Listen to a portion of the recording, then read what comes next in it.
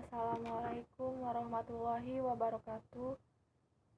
Saya Susi Fitrianti. Di sini saya akan mempresentasikan tentang ramalan penjualan atau analisa tren.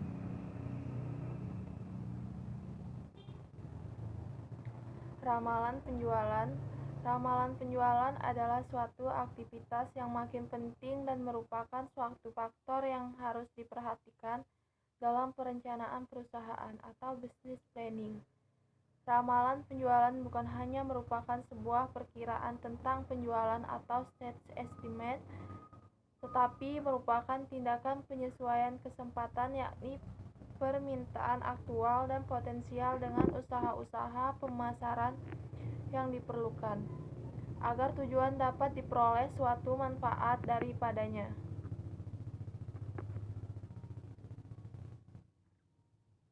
Menurut Minardi, definisi ramalan penjualan adalah suatu perkiraan tentang penjualan selama sebuah periode masa yang akan datang, yang ditetapkan.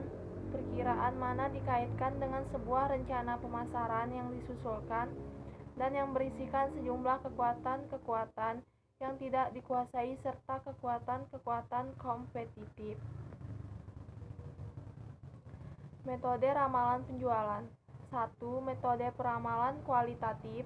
Forecast berdasarkan pendapat atau judgment method digunakan untuk menyusun forecast penjualan maupun forecast kondisi bisnis pada umumnya.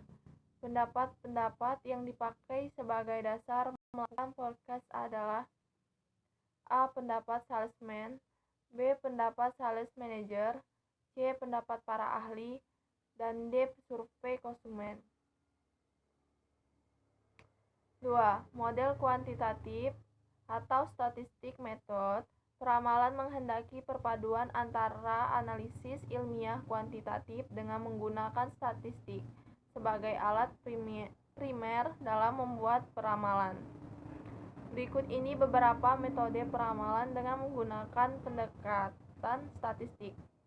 A. Tren bebas, B. Tren setengah rata-rata, C. Tren matematis.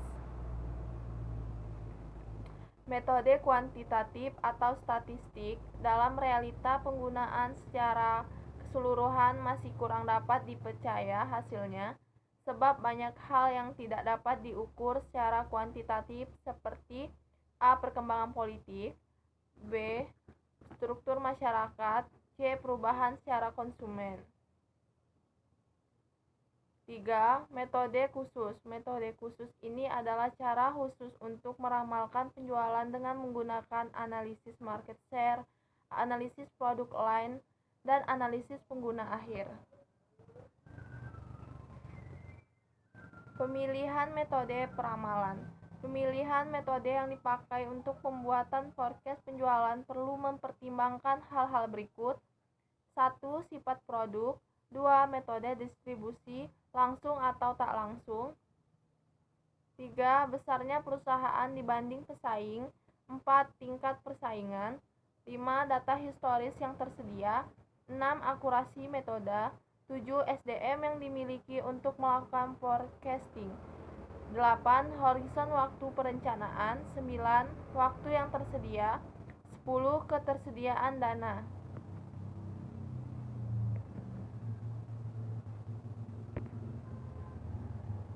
Tujuan ramalan penjualan.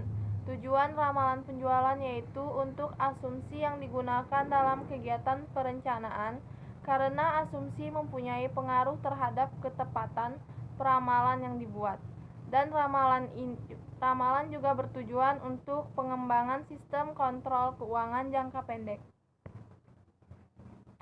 Sekian presentasi dari saya.